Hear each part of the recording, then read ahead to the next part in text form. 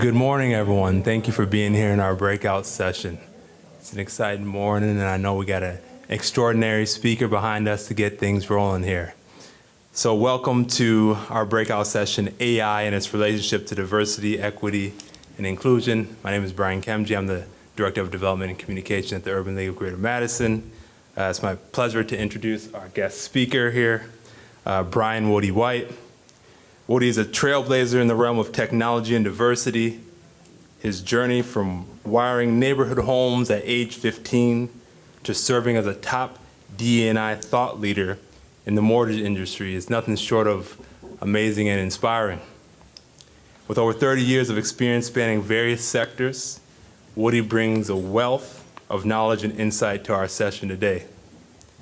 Throughout his career, Woody has held key leadership roles, including Chief Information Technology Officer, Chief Information Security Officer, and Chief Diversity and Inclusion Officer. His passion for technology and commitment to diversity has earned him well-deserved recognition and respect in the industry. And today, Woody will be guiding us through an exploration of AI and its impact on jobs, society, and overall human well-being. So please join me in welcoming our guest speaker, Woody White.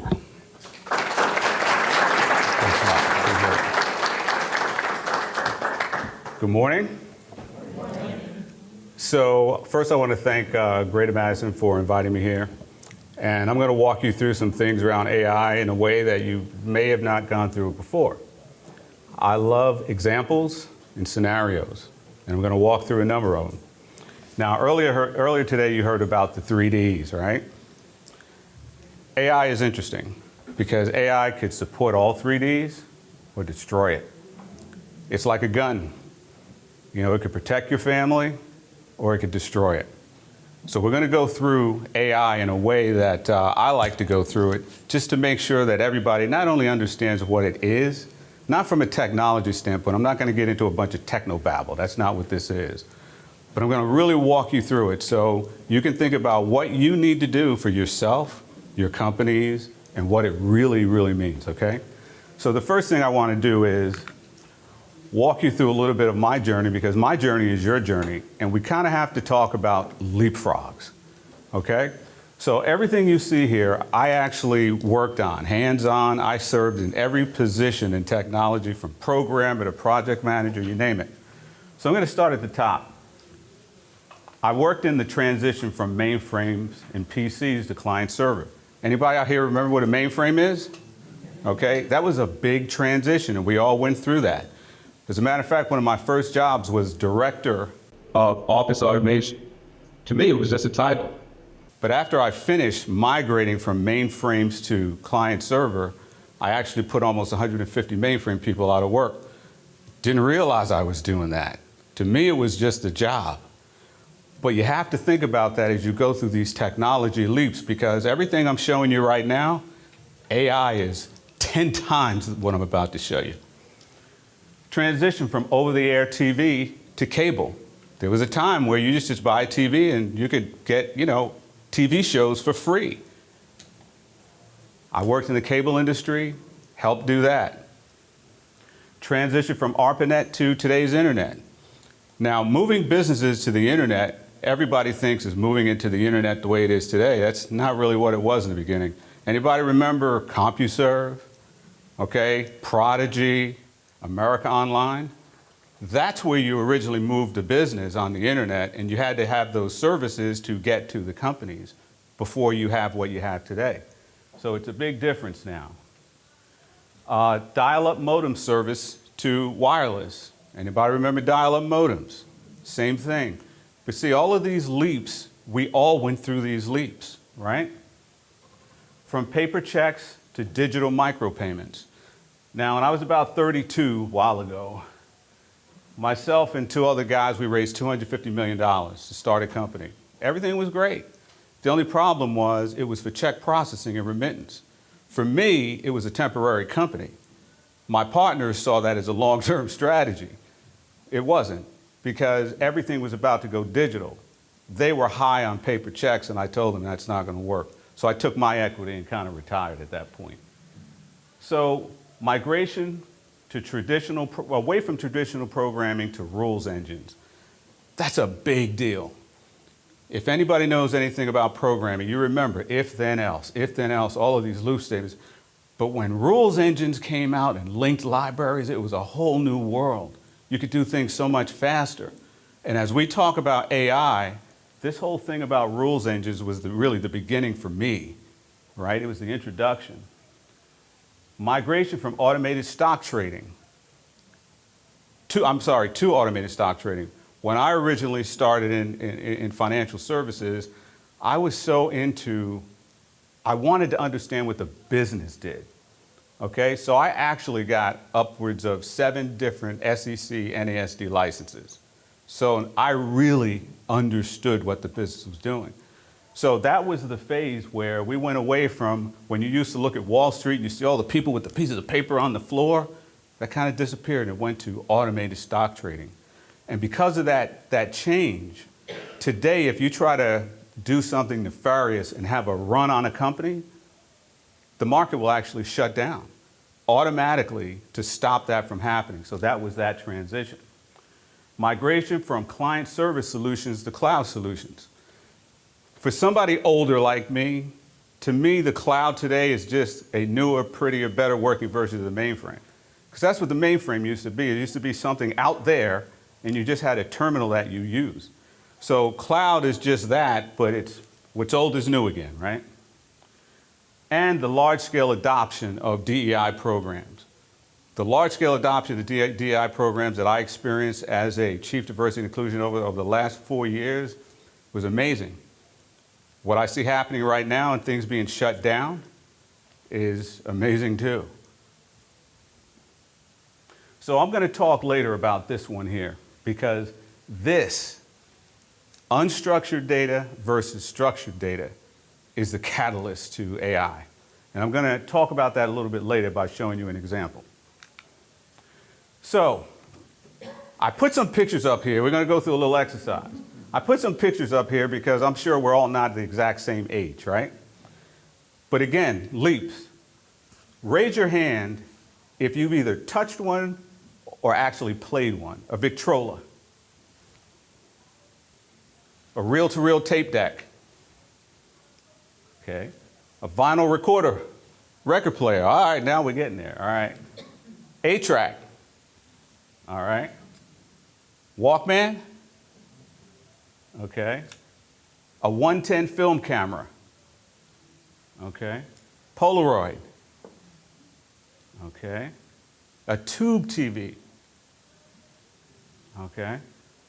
Flat screen TV. DVD player. Movie streaming service, music. Okay. Smartphone.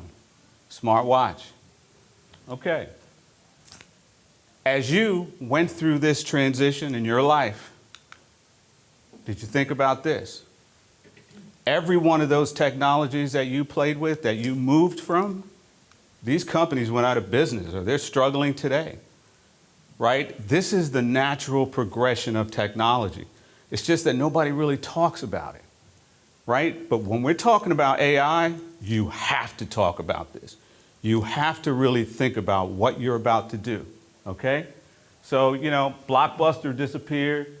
Who knows what Tower Records even was? This is an interesting one, right? Everybody wants an EV. EVs don't have engines. No combustion engines. So what do you think is going to happen to all these mechanics?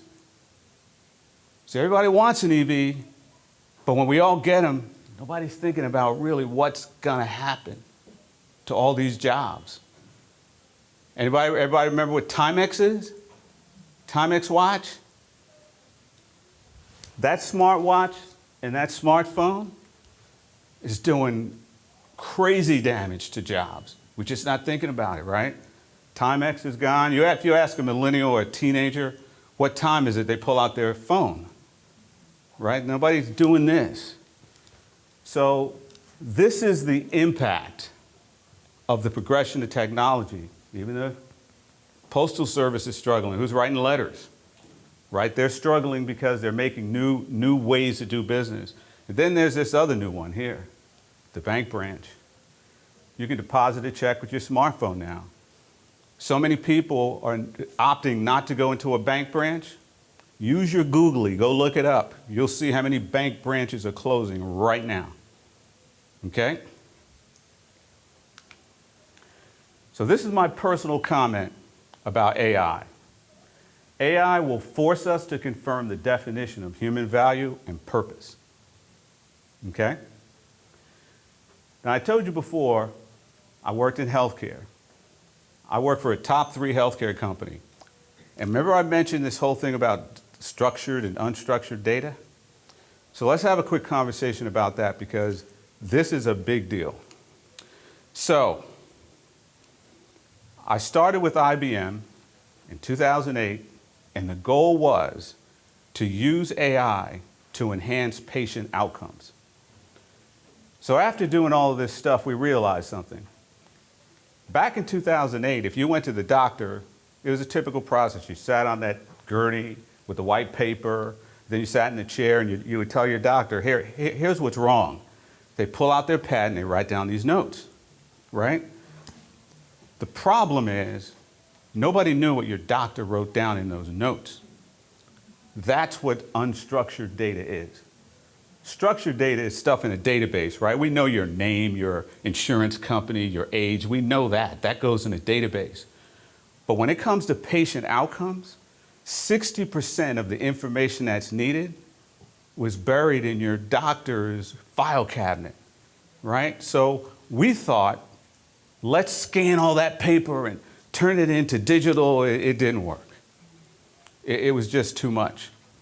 So our thought for AI at that time had to wait. It just had to wait. But now when you go in your doctor's office, what do? They're on the computer now. That beats the problem. So that issue of unstructured data is not just with the doctor's office. It was with manufacturing companies, sticky notes all over the place. All of that is stopped, which makes AI far more possible today, okay? Because you need big data to do that. So what is artificial intelligence, right? Just abbreviation, right, for, AI, right? AI is abbreviation for artificial intelligence, right? But the buzz everybody is hearing about today is what? Generative AI, right? That's the big buzz. ChatGPT. So my goal today is by the time you leave here, you're going to think like an AI application innovation architect.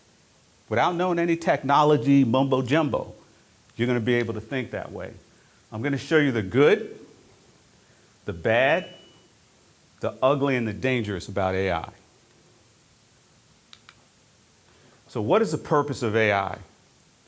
Its purpose, in terms of an invention, is to consume massive amounts of information, categorize that information, analyze, process assumptions.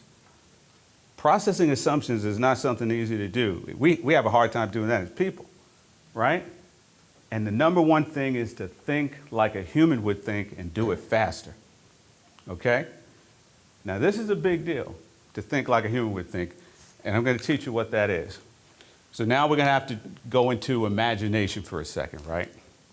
I want everybody to imagine I have a big gift bag right here. It's full of gifts. Something is in there for everyone. And the value of every gift is $100 or more. Now I'm going to open this gift bag. I'm not going to have you walk up and take one out for yourself. I'm just going to toss it out to the audience and you just grab it. Whatever you can grab is yours. Now imagine when I threw it out, it's full of machetes, sharp knives, grenades. Would you catch it? This is what thinking like a human is. In a matter of microseconds, you would process, this guy's crazy. He's throwing out dangerous stuff. If I caught it, I'll get hurt, I'll bleed, I'll go to the hospital. You will process flight and run in a microsecond. See, that's what thinking like a human really is, right? Because somewhere along the line, we got hurt in our lives, we got cut by a knife, so we know not to grab it. and we process all of this so fast that to say that AI can think like a human, that's a big statement. See, a lot of people think that means the process, right? AI will know quickly to put a round peg in a round hole. It's way beyond that, because what we do as humans has emotion in it. We think very fast, okay? So remember that. Think like a human and what that really means and how fast that happens for us, okay? So this is how we typically see the human brain, right? All of this stuff, awareness is here and this and that and all that kind of stuff, right? But because that's how we think about the human brain and we hear what AI is about, we picture that the same way, right? So they always show AI in this weird way, and we're wondering, well, if this part is for the human brain, well, what does that mean with this AI thing, right? So the first thing I want you to know is AI is not a product, okay? And when we're done with this slide, you're going to know exactly what AI is. AI is a collection of many different technologies, okay? And we're going to go from top to bottom. The ones I have at the top, these are the original old school AI things. This is the stuff that I originally played with. The first one is machine learning, okay? Now, original AI was really about what you taught it. In other words, if you didn't teach it to do something or to know something, it doesn't know what to do. And that's where things like machine learning came in, the use of data and algorithms to imitate how humans get more and more accurate over time, right? We learn off mistakes and reading more. Computer vision turns images and video and audio into usable data. Okay, so let's talk about that one for a second, because I used to work for a healthcare company / insurance company. And we thought about using computer data in terms around computer vision. So let me tell you how that works. What's your name? Elon. Here's the thing.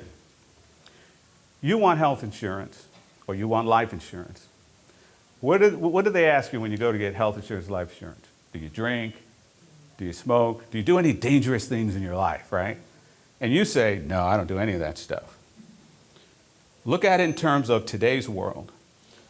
By the time you fill that application out and leave my office and you're wondering, am I going to be approved? I've gone through your social media page. I've used computer vision to see pictures of you at the party drinking. I see you vaping. And I see you jumping out of an airplane because you like to skydive. You're denied before you get to your car. That's what computer vision is capable of. So if you think about that and you apply that to so many ways that can be used, it can be used for good or bad, okay? But that's the purpose of computer vision. Now we get to generative AI. The big thing you need to walk away with generative AI is that it could create new stuff. So you know when you go to ChatGPT, right, GPT, and you say, give me a picture of a dog riding a unicycle, eating a piece of birthday cake. And it generates that picture. That's generating new stuff, okay? Pre-training learning, okay? Remember I said AI needs a lot of data, all sorts of different data sets. And those data sets kind of depend on the application you're going to use. But what you need to take away from that is that that data set is kind of like preconditioned. You know it's supposed to be in there, but it's a lot of data. Okay, we're not talking about what you typically would talk about like a megabyte, a gigabyte. Now here we're talking petabytes, monster bytes. We're talking about a lot of data, okay? And it's used for things like helping computers understand language. I'll give you an example. I put that word, 2 questions. What's this word? Record. Record? Did anybody think record? Exactly. That's the nuances of AI. The nuances of that component of learning language to know the difference that if I said, someone just got out of prison and they have a record, no, they have a record, right? That's how you have to know the difference. And when you think about programming an AI engine, if you don't know those nuances of the language, you can be making all sorts of mistakes, okay? Large language models, like I said, that's what I was just talking about. They're like really the guts, the brain of the meaty piece of AI to give true instruction. Transformer language is a chat box, right? You speak English, the chat box takes it and comes back and does something, right? Now, I just told you generative AI, pre-training, and transformer language. GPT. That's what you just learned. So when you hear about Chat GPT, you know what pieces help make up Chat GPT, okay? That's what that is. Then you get into things like neural networks. The biggest thing about neural networks is it helps you figure out that gray matter stuff, right? If it was an AI engine trying to help you figure out, should I do this or that? Because it's not cut and dry, it's kind of gray area. That's what neural networks help you figure out. Now this piece here that I call critical, we're going to talk about that later.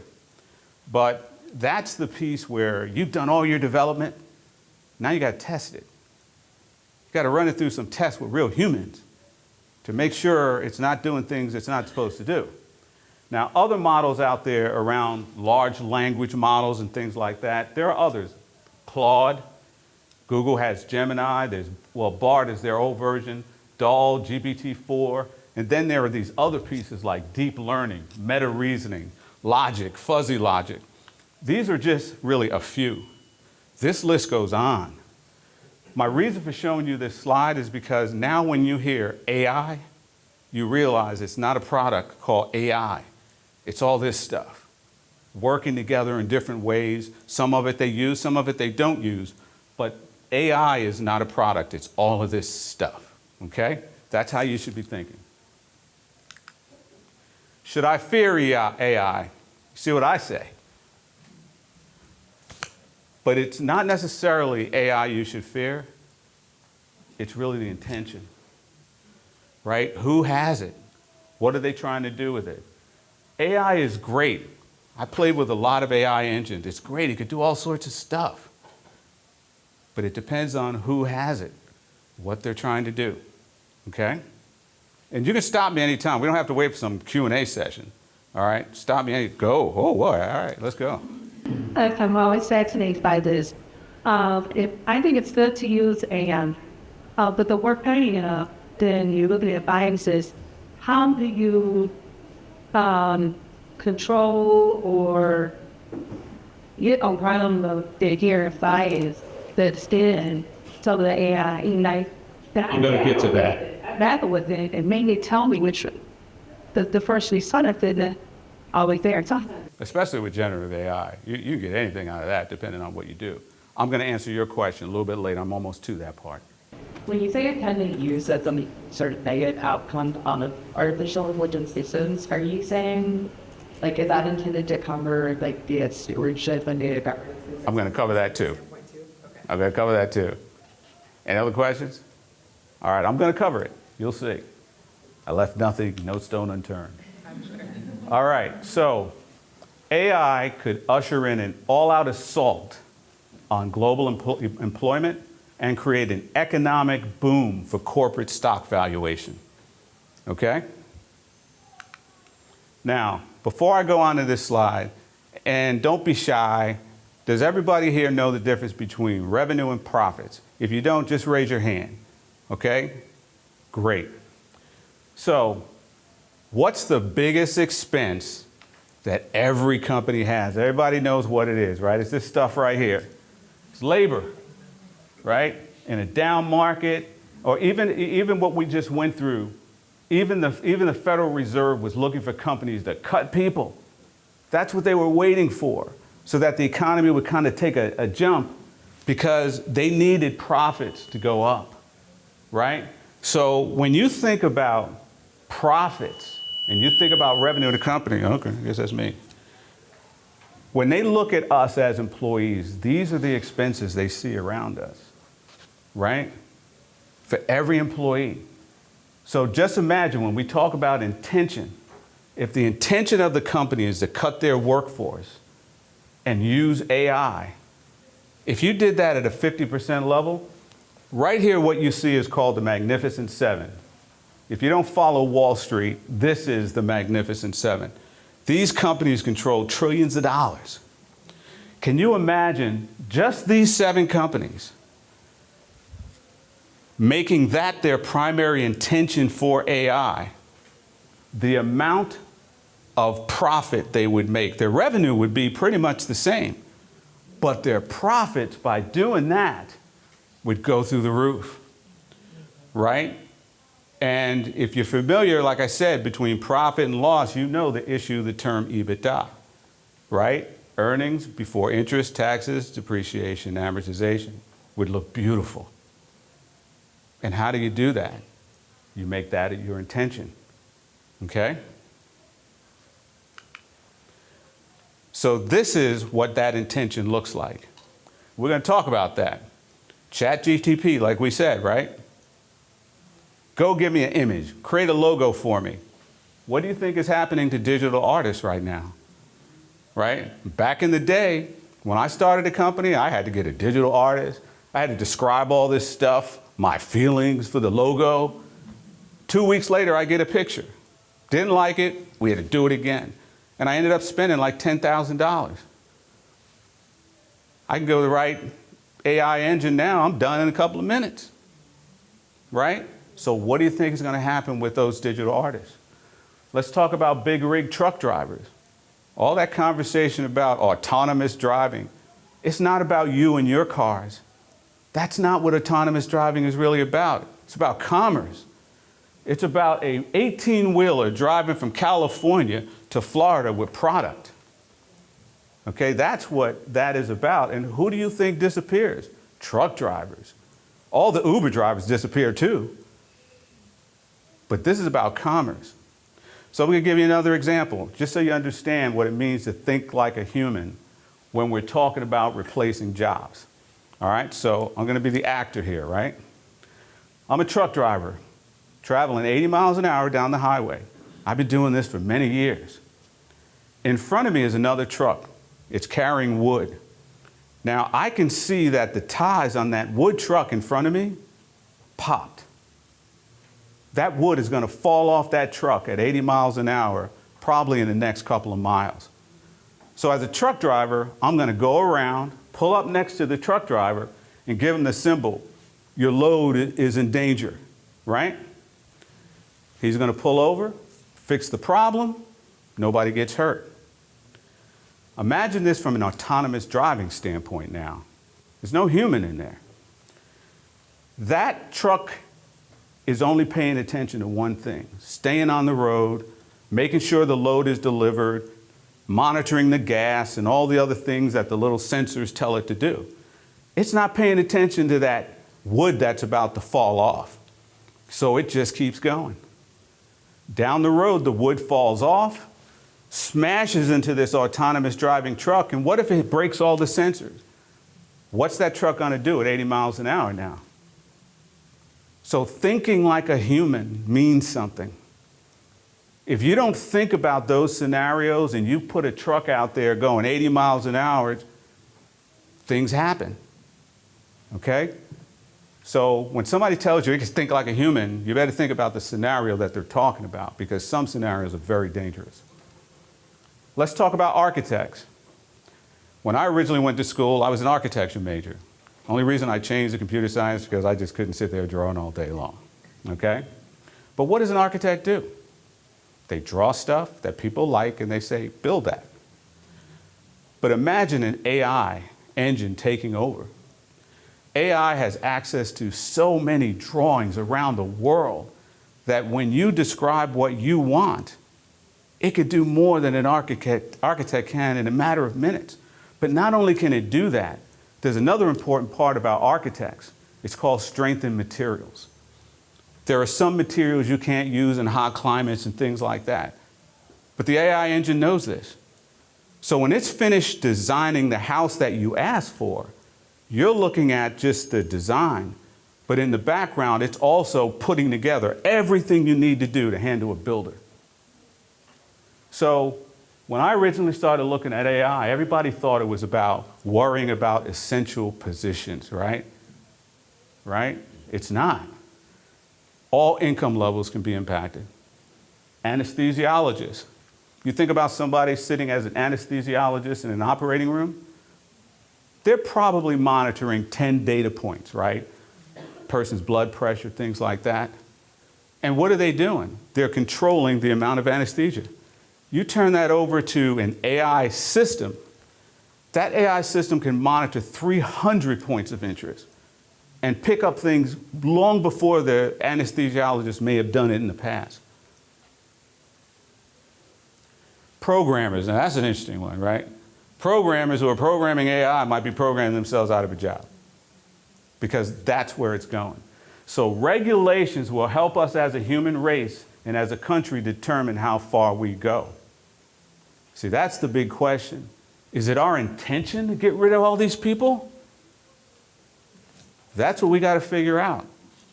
Because we can. I can promise you, you couldn't tell me a single job in here that I could tell you exactly how much of that job can be replaced by AI, whether it's all of it or some of it.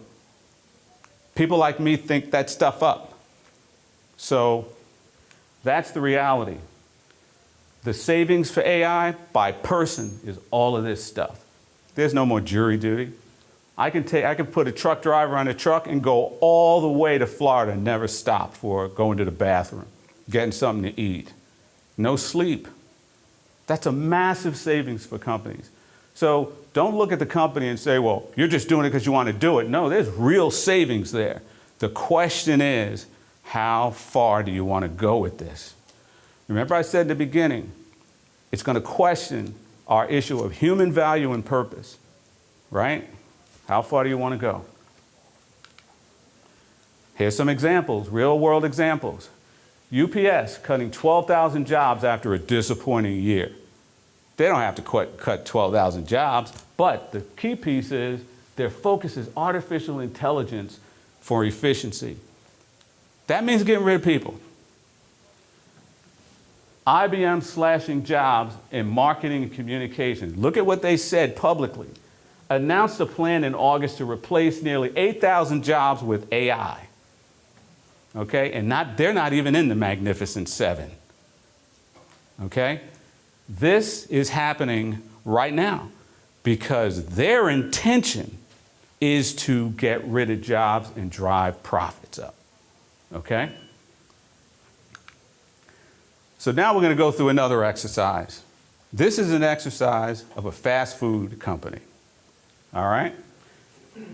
What does it typically look like, right? The fast food restaurant in your local area, there's this place, has a bunch of people in there making food, and then somewhere up the chain, a bunch of people telling you what they're going to sell and all that kinds of stuff, right? But we're easing into something different now, right? Now, I need less people here because they're using mobile apps, and I put a kiosk inside the restaurant. So now you can walk into a McDonald's and not even talk to somebody. You just go to the kiosk and you get your food. Less people, less management. Okay? Now we get to this part. All of a sudden, now remember, when you think about a robot, stop thinking about things walking around like us. Robots come in many, many different shapes and sizes, right? In this case, AI and the robots are now making all the food. There are no people in there making the food anymore, flipping the burgers, doing the fries. It's just robots. Less people in the store, and the people in the store, they're not even people who knew how to make food. They're tech people and stock people. They're just making sure these things are stocked with the products, and the tech people fixing it to make sure it continues to work. Okay? Now we get here. This is the full introduction of AI mixed with big data and cloud. So I'm going to walk you through this. This is this big data cloud that's communicating not to just this restaurant, but all their restaurants, right? It's automated and everything is happening. But in this case, I'm going to show you what AI is doing. AI monitors what? A bunch of data, right? AI is looking at trends now. And in this particular case, it's looking in Asia. And it's saying that for whatever reason, nobody knows, mangoes are hot in Asia. They're making mango shakes, mango pancakes, mango fries. And it looks like it's moving over into other areas of the world. So the AI engine picks up on that, and it sends a full proposal to this one person that's still a manager. It's a full proposal. Pictures, AI-generated commercials, profit loss statement, what it's going to cost to get the mangoes, where to get the mangoes. It's figuring all that out. This person approves it. AI picks up again, delivers the products and goods, sends it to the factory. The robots are making it all. Autonomous truck is taking it to all the places. And now we have mango shakes in the US, right? This thing right here is the only tech term I'm going to give you. There's a technology term called MTBF, and it's short for mean time between failure. So what that means is every vending machine you see out there, every laptop, they're communicating something, you just don't know what it is. What it's doing is it's telling you if a machine is almost out of product. It's telling you if a machine is about to fail because it's overheating. And it will automatically dispatch people to fix it. Pretty soon you're going to see this in your cars, this type of integration in cars, where you're driving down the road and you get home and all of a sudden there's somebody from the car dealership at your house. Well, why are you here? Well, your car told us that something was failing. That's what this is.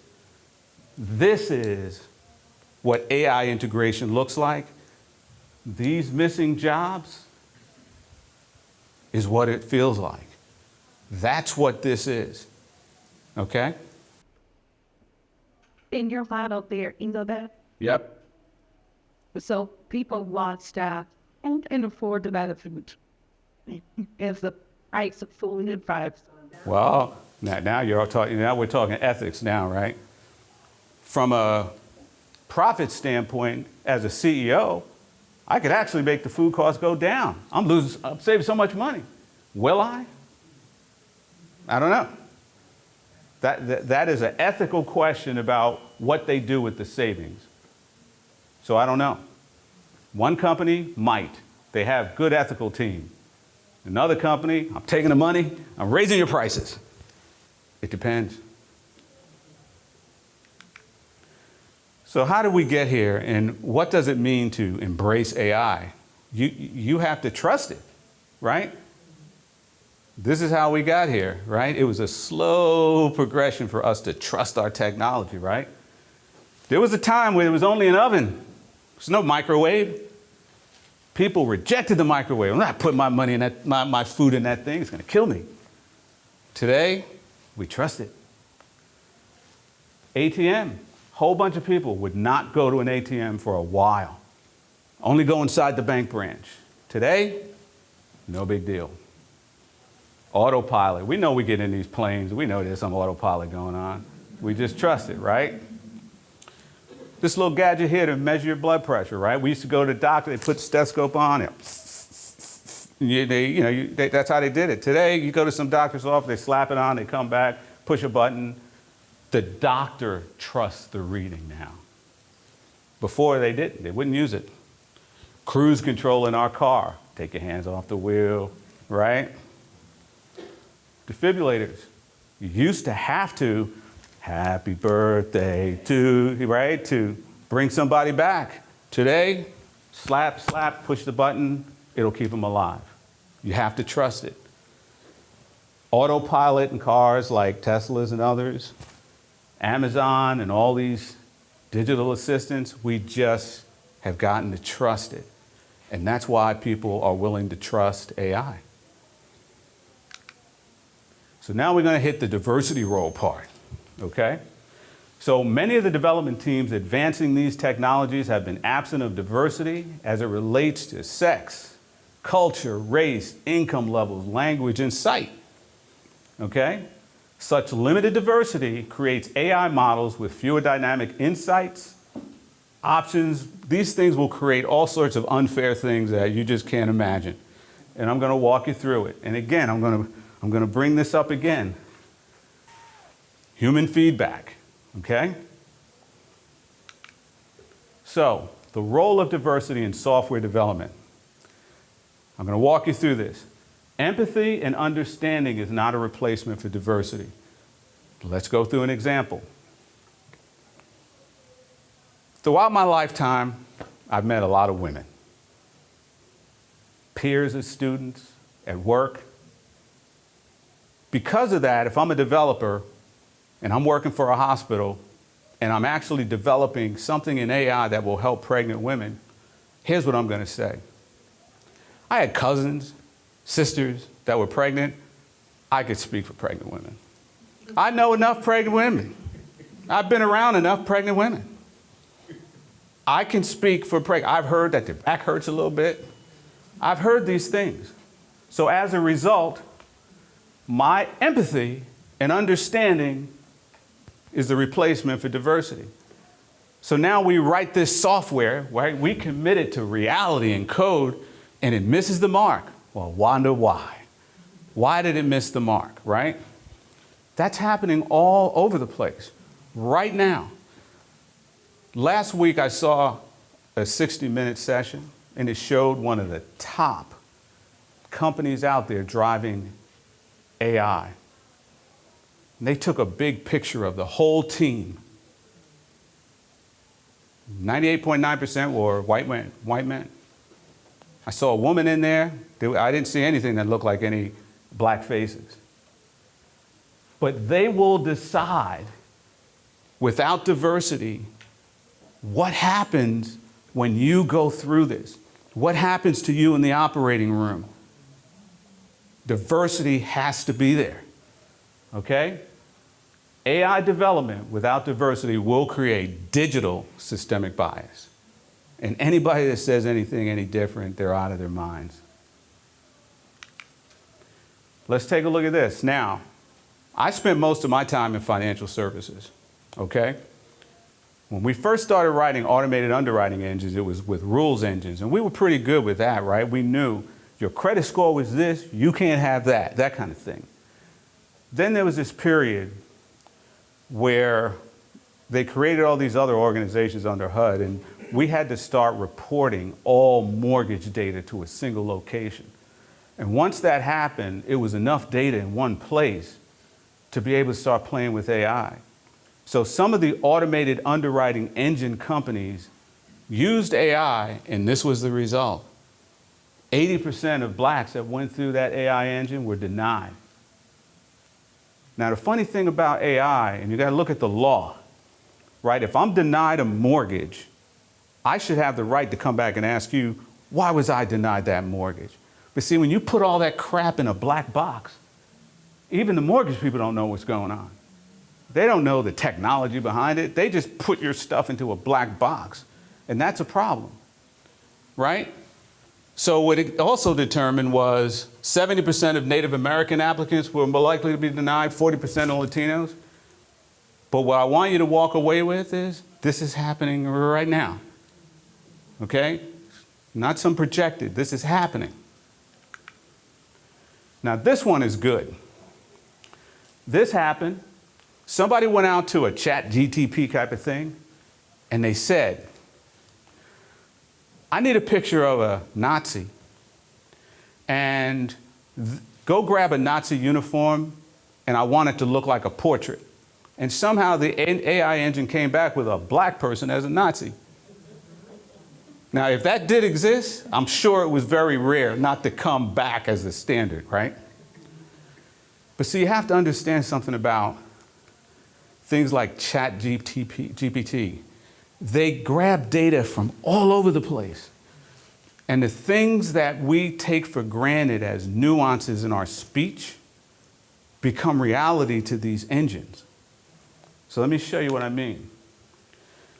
So the AI engine is looking at things like, okay, in the movies, if you got a white hat on, you're a good guy. If you got a black hat on, you're a bad guy.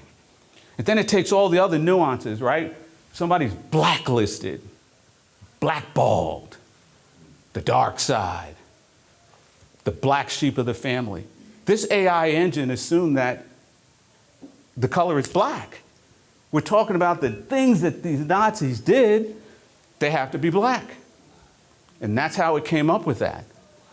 See, and the reason things like that happen is because remember that layer I keep talking about human testing? And the fact that there's no diversity? The people testing it don't know what they should be testing for. They're just doing their jobs as technologists. That's not going to work here for this. And you have to really worry about it because AI is pervasive. Well, the also can see that this version of Gemini too, because came as a response to issues with DEI, right? Where it was like, show me a document, it was showing like a white dot my code.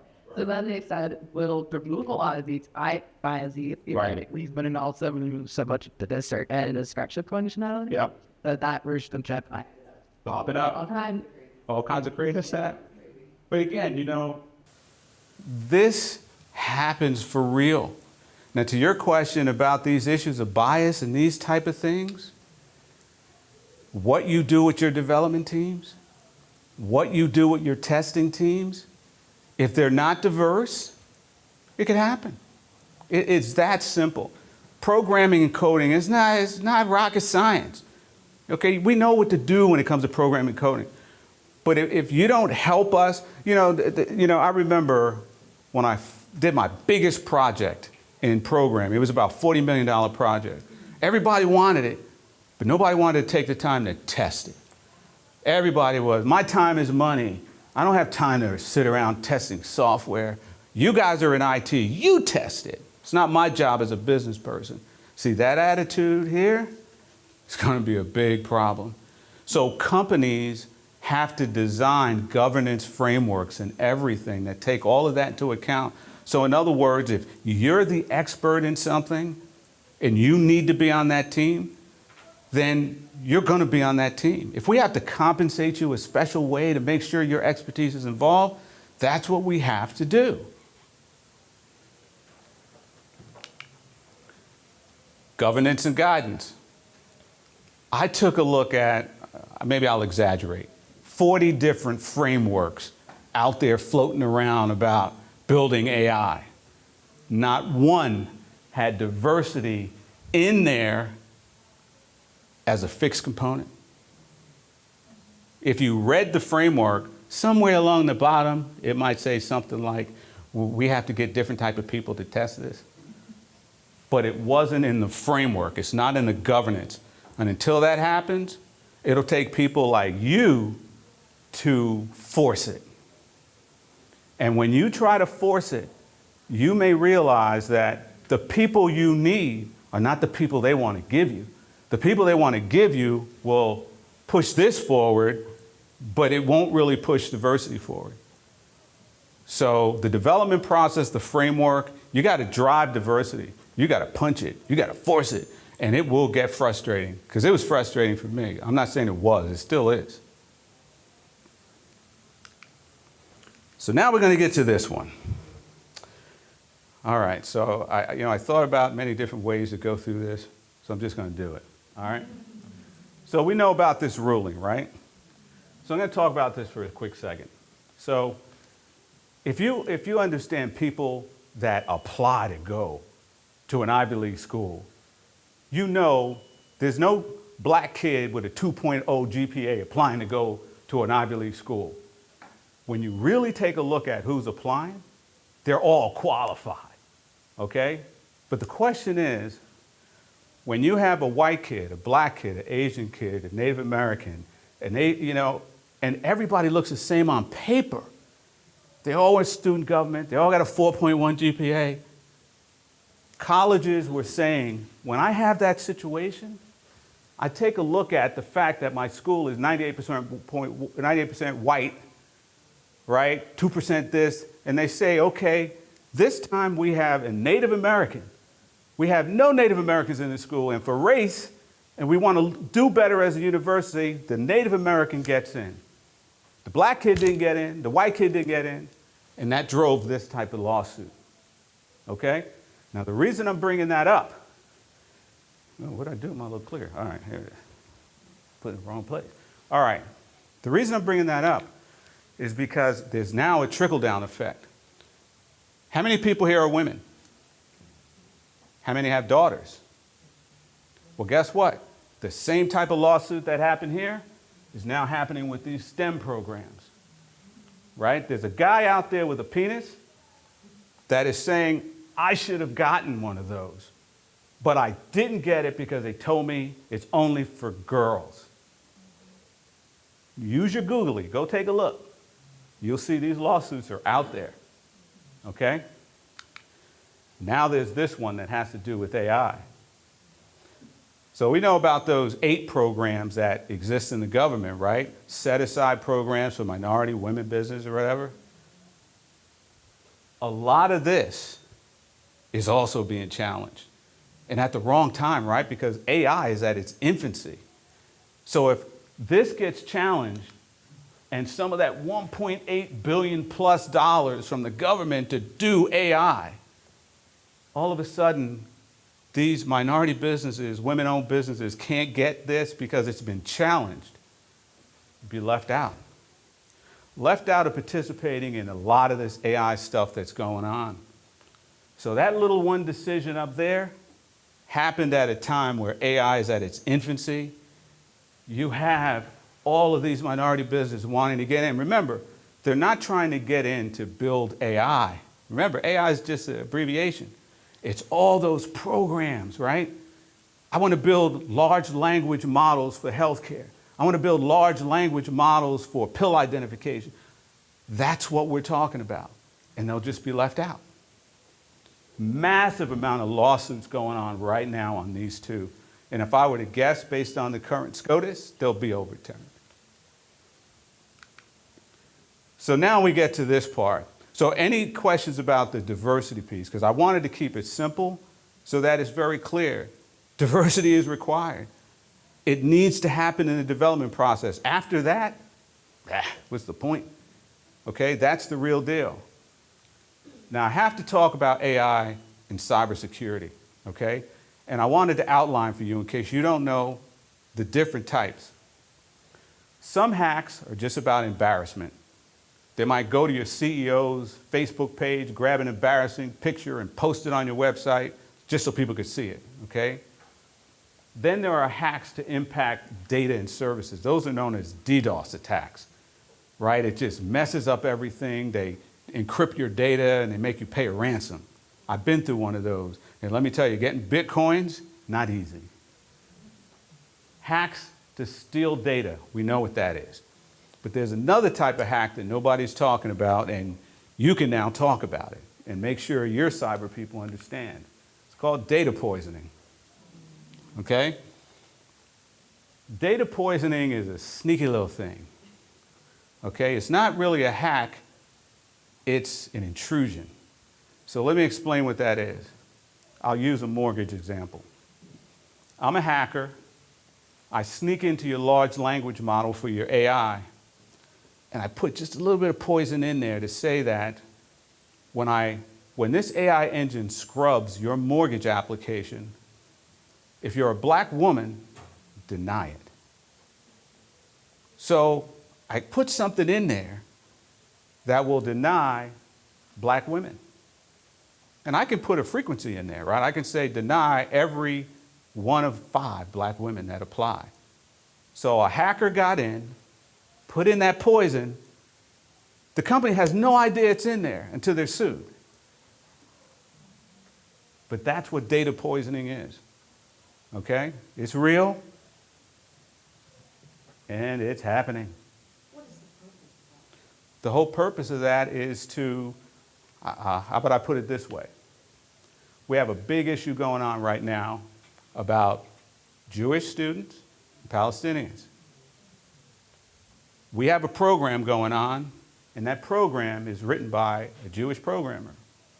He decides to poison somebody's LLM to make sure no Palestinians get something. That's the purpose.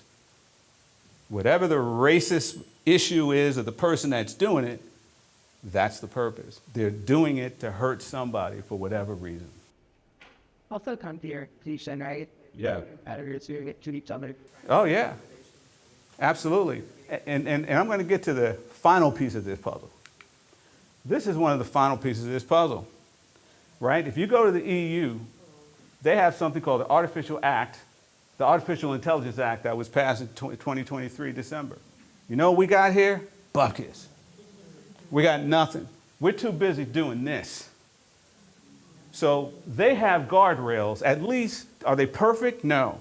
But they have some guardrails in the EU that make sense. I've read it. I fell asleep reading it, but I read it, and it's decent.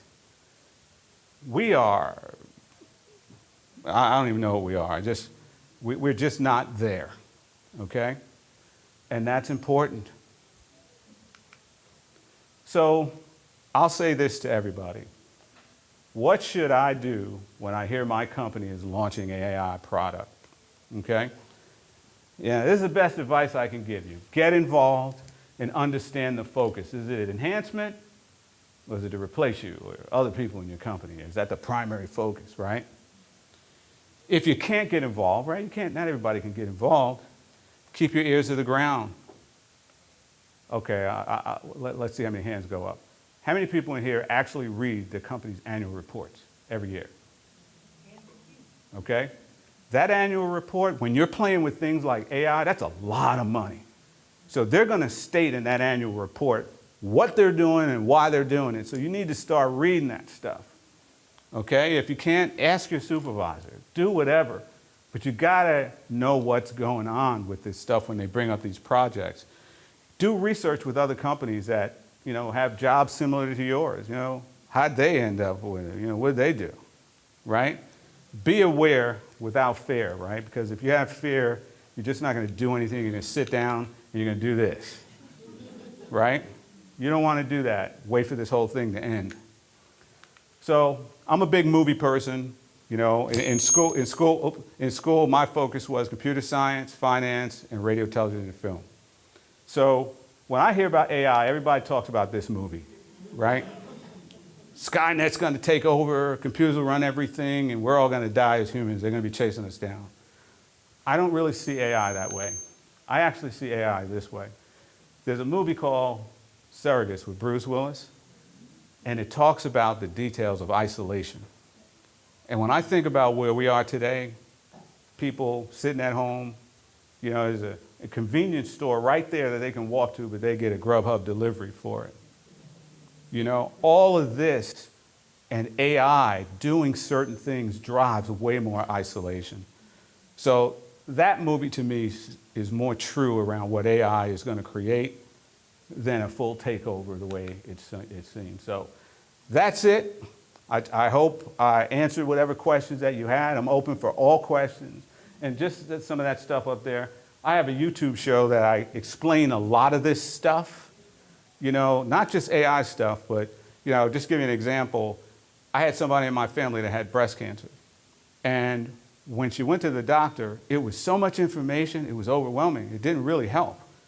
So I put on my project management hat, and I walked with her through everything.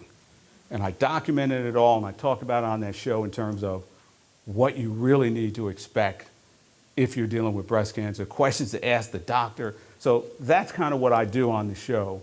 And Ruben actually saw the show on AI that I did, and that's why he asked me to come here today.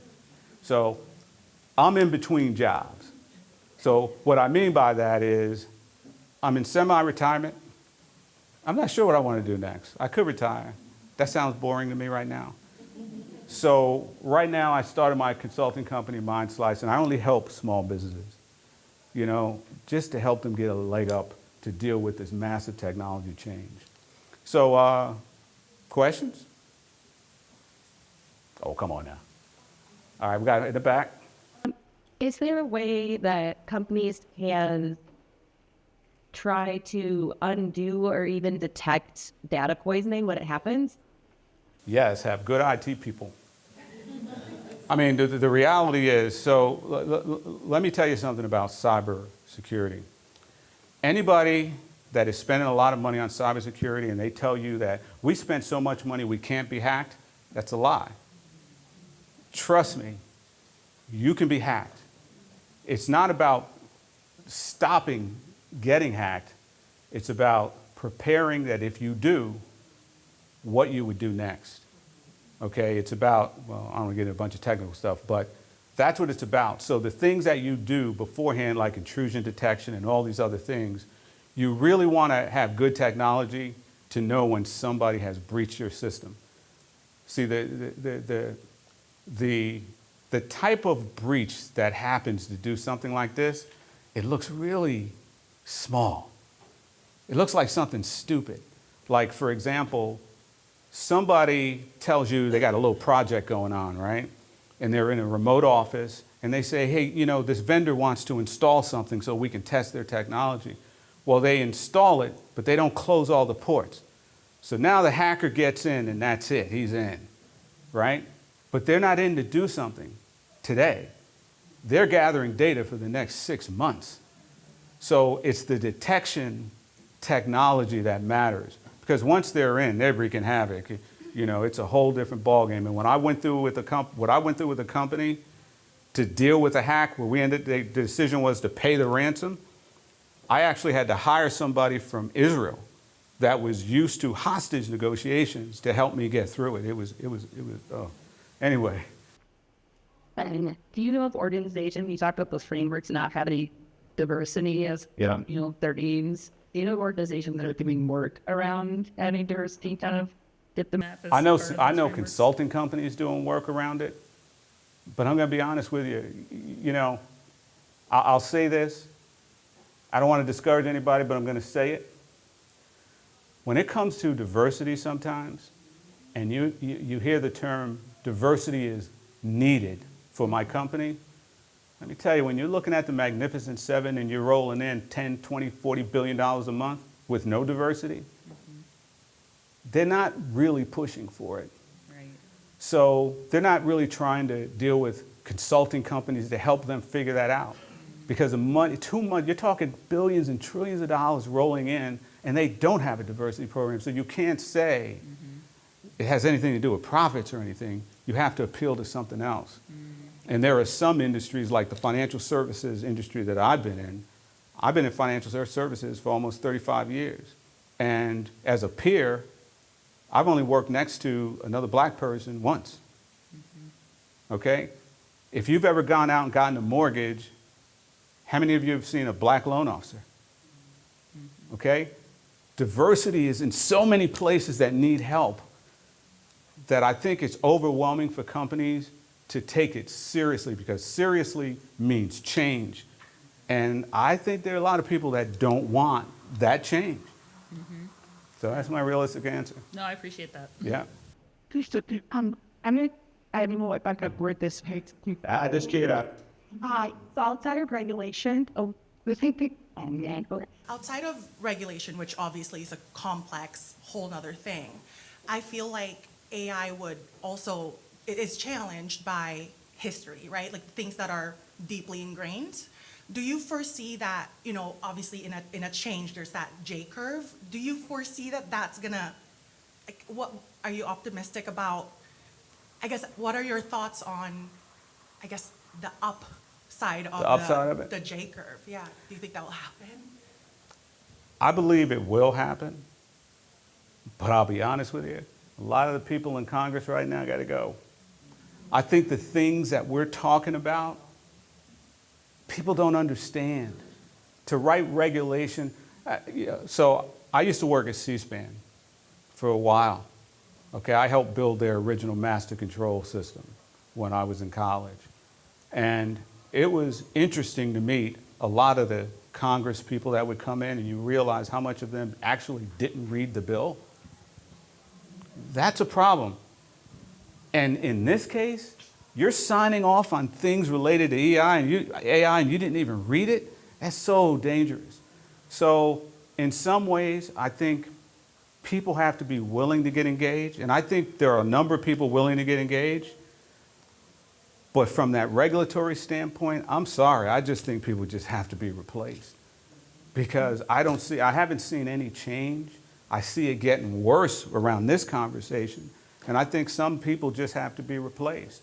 But when it comes to the technologists, what you just said about AI, it's not AI, just remember that. As companies are being owned and younger people are taking over, and I will tell you that I think all this working from home, had it not been for younger people demanding some things and a better quality of life and things like that, people like me would have been just going in every day, you know, not really pushing it to the wall. But that type of change is needed here. You know, that's what I think needs to happen. It's going to be a rough ride. Like I said, you know, just because a company is making billions of dollars and you feel diversity is important, you can't sell the story that it's going to help them make a lot of money.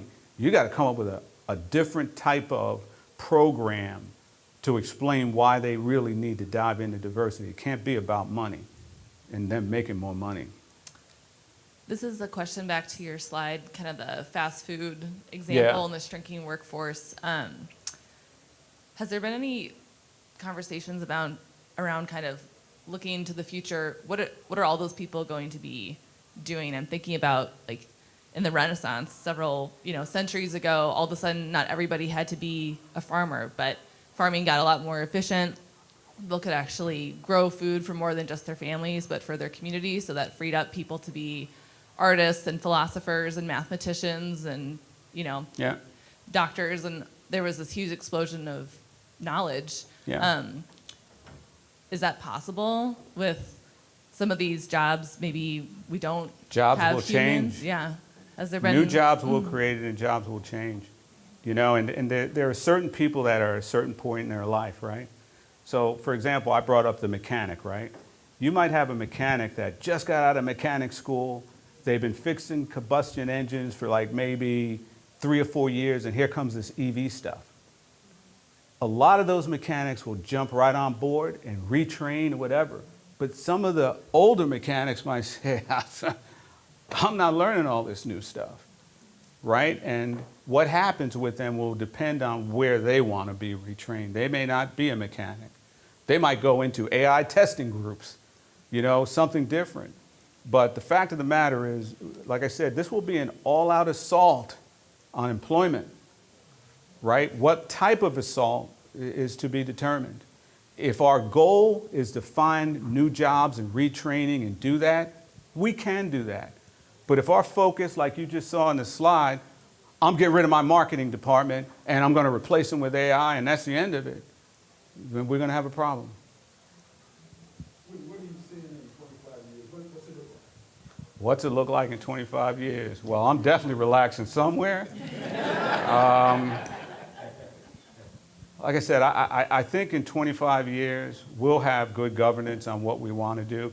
I think some things, even regarding AI, we'll probably roll back because I think we're going to get a little crazy in the beginning, and I think we'll roll it back. I think technology will be tamed a little bit more. I think right now, technology is advancing so fast that we don't even know what to do with it. We're just making dumb stuff and doing all sorts of things. So I think at some point we'll figure out how to better control what we do with technology, and we're going to have to be very focused, right? What are we going to do with technology in the home? How fast are we going to go how far are we going to go with AI? And then we're going to think about things like people leaving their homes to go to the hospital, to go to the doctor, to get checked out, and advanced telehealth a lot more.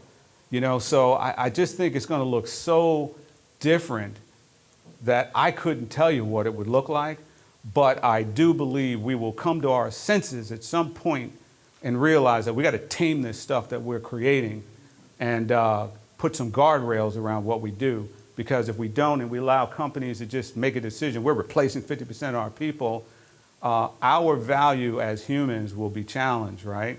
Because we are, our jobs are important, what we do for a living. You take that away, you just got people sitting at home. What, everybody's on public assistance? I just wanted to share what our organization is doing. I hear a voice. Where are you? Oh, right here. Oh, okay. These are great conversations. I'm actually a recruiter. I work for UW Health. talking about eliminating jobs and, replacing them with AI it also creates opportunities for people too. And Yep. don't think that it's negative, but I have seen positions and programs involved within UW Health where we now have internal training programs for Yeah. people who want to, learn more than being a janitor. They could be a phlebotomist, they could be a pharmacy tech, they could even be a nurse assistant to even a nurse. And we have internal programs that are set up to help our employees grow and retain them. So we're not, eliminating them, but we want to retain them, and we build programs within the organization. So And that's a conscious decision you have to make. Yeah. And I'm hoping more companies make that conscious decision. You had a question. I saw your hand go up. I do, but I can follow up with you after I know where I'm. Oh, okay.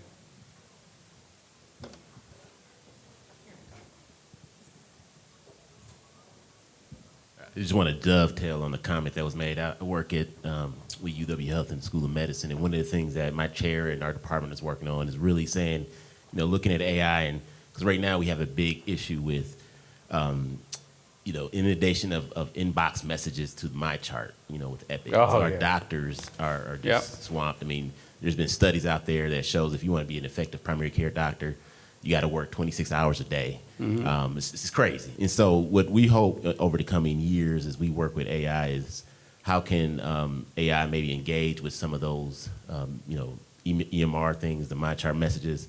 And what my chair is really passionate about, and what I think people are really understanding is how can doctors make a human connection? Right now, like you said, they're engaging with the computer, so they're not even sometimes making eye contact with patients. And so how can we leverage AI so that you can have compassionate care and experience with your doctor to have Right. that human-to-human connection? Right. So I'm hopeful that, like you said, if we're more intentional about that, Yeah. then we can leverage the technology in the right way, not eliminate jobs, but allow for the human-to-human connection in all the industries and work we do, so that we're spending more time not trying to hurry up and do something, but Right. we're actually taking the time, sitting back, and connecting one-on-one on Right. an individual basis. And I've seen technologies that go through EMR records and emails and basically pull out the important stuff to help doctors. But then we have another bigger problem with healthcare in that capitalism is great, but the problem with capitalism is everybody wants to do something different, and it makes it hard to work together sometimes from a technology standpoint. So it takes us longer in the US to get things humming because of that. So hopefully, AI can help us do a little bit better job at being able to get together faster digitally. Because, IT people, your heads fill up with all this stuff. There's only so much you can do in a day, trying to figure everything out. Are we good? I think we're good. I was just wanting to say to respect people's time that we'll probably head to lunch, but if they have any more questions, they should just go directly to you. And thankfully, you provide us with a lot of contact Yep. information. I'll stand here for a few because I'm hungry too. Thank you so much. Thanks.